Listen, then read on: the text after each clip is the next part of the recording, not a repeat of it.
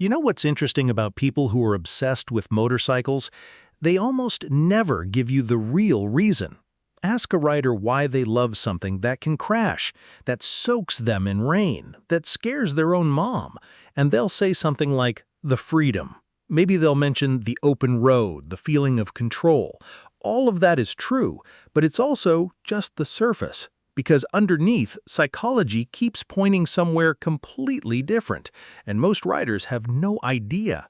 Scientists have started paying real attention to what actually happens in the brain and body of a motorcycle rider, not what it feels like, what it actually does. And what they keep finding does not match what most people, riders and non-riders, would ever expect. Here are 5 hidden reasons smart people are obsessed with motorcycles, the ones backed by actual science, the ones nobody in the riding community ever really talks about, and the ones that might change how you see this whole thing. Reason 1. Riding turns off stress like almost nothing else can. Here's something most people don't know about their own body. There's a hormone called cortisol. It is your main stress chemical. It builds up all day from traffic, deadlines, notifications, arguments. Most people try to lower it with things like naps or slow breathing. Those work a little, but they don't hit hard. Researchers at UCLA put riders through real tests. They tracked brain activity and hormone levels before, during, and after 3 things: riding a motorcycle, driving a car, and just sitting still. The results were strange. Riding raised heart rate and adrenaline, just like a workout, but at the same time, it lowered cortisol. That is the exact opposite of what a stressful activity should do. You would expect something with real risk to spike your stress hormone. Instead, it dropped it. The scientists also found riders had sharper focus and were less distracted while riding, similar to the alertness boost you get from coffee, but without the jittery crash after.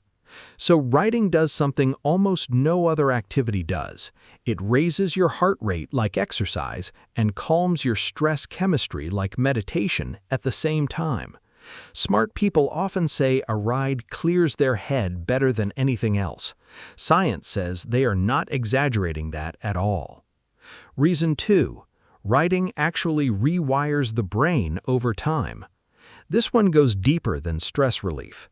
In 2009, a Japanese brain scientist named Dr. Ryuta Kawashima ran a real study on this. He's the same guy behind the Brain Age games. He worked with men in their 40s, some of whom had not ridden a bike in over 10 years. He had one group start riding to work every single day for 2 months. The other group changed nothing about their routine. At the end of the 2 months, the riding group showed real improvement in memory and something called spatial thinking. That is the skill of picturing things in your head, judging distance, and tracking objects moving around you. And here's the part that surprised the researchers. Those improvements did not stay locked to riding skills. They spread into totally unrelated areas, like everyday memory and problem solving. Kawashima explained it simply. He said a car does not really wake up your brain because it is too comfortable and too easy.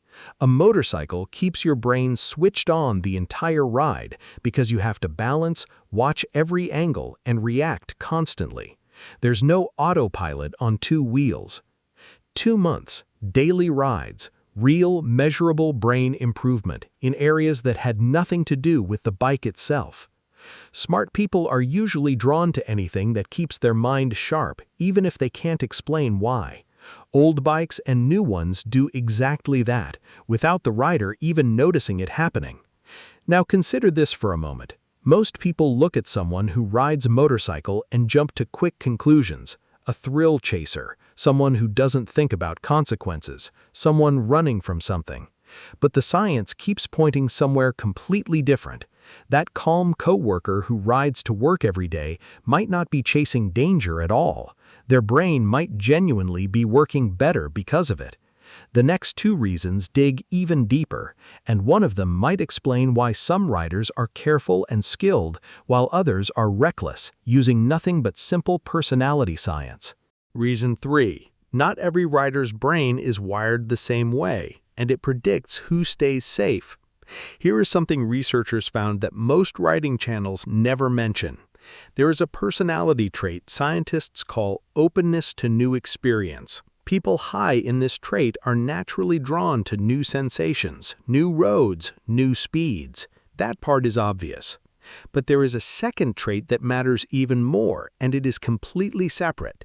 It's called responsibility or self-discipline. In a study of over 500 riders, scientists found something clear. People high in the seeking new experience trait were simply more likely to ride, but it was the responsibility trait that predicted whether someone rode safely or took wild risks. Riders low in responsibility were far more likely to speed and take dangerous chances.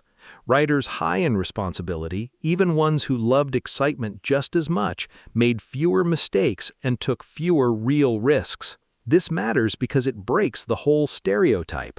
Loving motorcycles is not one single personality, it's actually two separate traits mixing together. One pulls a person toward the bike, the other decides how they ride once they are on it. A smart, careful rider is not fighting their love for excitement, they're simply pairing it with self-control, which the reckless rider never developed. That's why two people can share the exact same passion for riding and end up as completely different kinds of riders on the road. Reason 4. Your brain rewards this hobby in a way modern life almost never does. Scientists studying riders found a personality combination that keeps showing up again and again. Riders tend to score high on something called novelty seeking, meaning they crave new things, and low on something called harm avoidance, meaning they do not overthink small risks. Together, that combination makes riders naturally more optimistic and less anxious about daily life in general, not just about riding. Here's why that matters. Most modern life is repetitive. Same commute, same desk, same screen. Your brain's reward system barely gets touched by any of it. But a ride is never exactly the same twice. Every corner, every road, every ride gives your brain something new to process, which triggers a small hit of dopamine, your brain's built-in reward chemical. This is not about being reckless, it's about a brain that needs real stimulation to feel good and doesn't get it from routine. Riders are not chasing danger for its own sake, they're feeding a reward system that modern, repetitive life leaves mostly starved. Reason 5. This last one comes from genetics, and almost nobody has heard of it. Scientists have found a specific gene variant, often nicknamed the explorer gene, that is directly linked to novelty-seeking and risk-taking. People carrying this gene variant need bigger experiences to feel a normal amount of pleasure because their brains respond weaker to small, everyday rewards. Here's the wild part. Researchers studying human history found this exact gene variant shows up more often in populations whose ancestors migrated the farthest distances thousands of years ago. In simple words, the same brain wiring that once pushed early humans to explore unknown land is the same wiring that pulls some people toward speed, new roads, and machines like motorcycles today. That reframes the whole thing completely. A rider is not damaged or acting out. Their brain might be running very old, very human software that once helped our species survive and spread across the entire planet. The world just doesn't need explorers walking into the unknown anymore, so that same drive shows up as someone twisting a throttle on an open road instead. Here's what's worth sitting with. Motorcycles have always been described with simple words: freedom, passion, the ride. None of that is wrong, but those words are describing something psychology is doing at a much deeper level, something most riders never had the language to explain.